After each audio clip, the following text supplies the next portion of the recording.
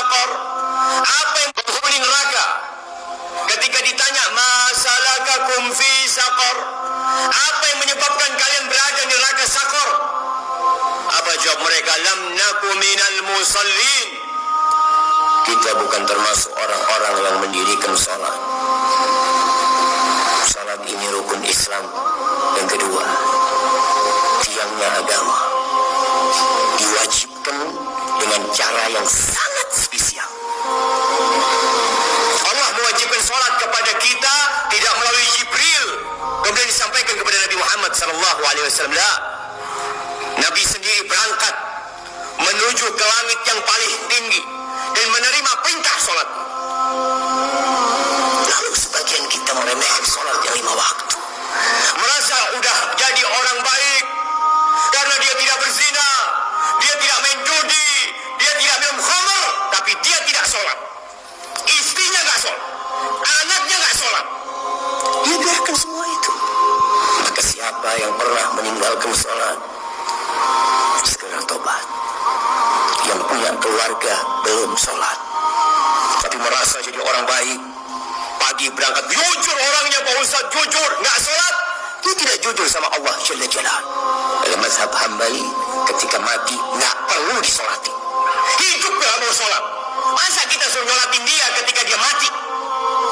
Jangan dikuburkan di kuburan orang-orang Islam, bikin kejuran buat dia. Tak main-main jemaah.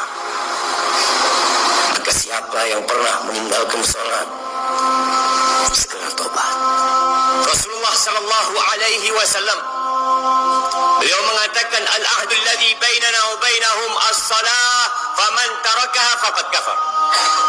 Yang membedakan kita sama mereka, sama orang yang kafir itu salat. Maka siapa meninggalkan salat, dia telah kafir.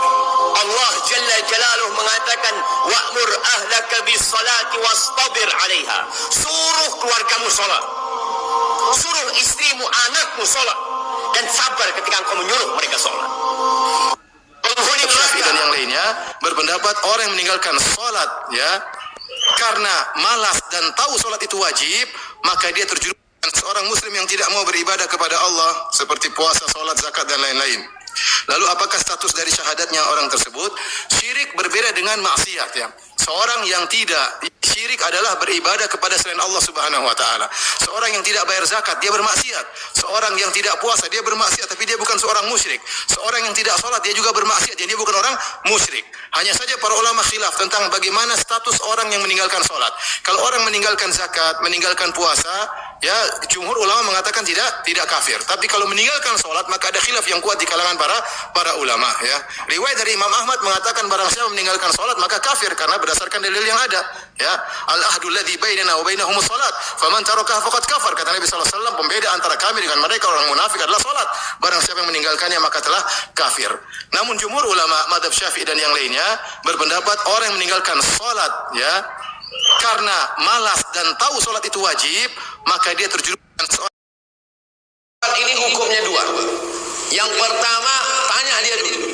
Kalau dia tidak sholat karena malas, namanya fasik. Apa namanya? Fasik. Pakai yudhillu bihi katsiran wa yahdi bihi katsiran. Banyak orang yang diberi hidayah, banyak orang yang disesatkan Allah. Wa ma yudhillu bihi illal fasiqin. Orang yang fasik disesatkan Allah Subhanahu wa taala. Jangan heran kalau orang tak sholat makin jauh, makin nyasar, makin sesat karena fasik. Tapi kalau ditanya dia, kenapa kau tak sholat? Sholat itu tidak relevan. Ini orang kafir. Udah, ayo bergegas Anda untuk melakukan sholat. Yang lalu biar berlalu, tobat dan tobat.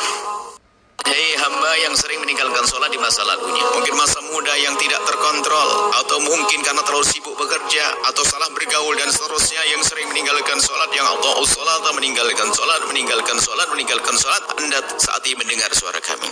Lalu ada kesadaran dalam diri Anda, lalu Anda ingin kembali kepada Allah. Apakah ada peluang bagi Anda untuk menikmati surga?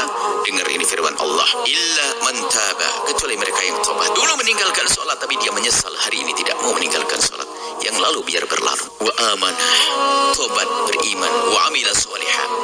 Berubah menjadi banyak beramal soleh. Bukankah kebaikan akan menghapus kejelekan yang lalu? Maka jangan putus asa, hai hamba Allah yang banyak dosa, sering meninggalkan sholat. Setelah Anda mengerti ternyata sholat sangat mudah, ayo bergegas Anda untuk melakukan sholat yang lalu biar berlalu. Tobat, tobat, dan tobat.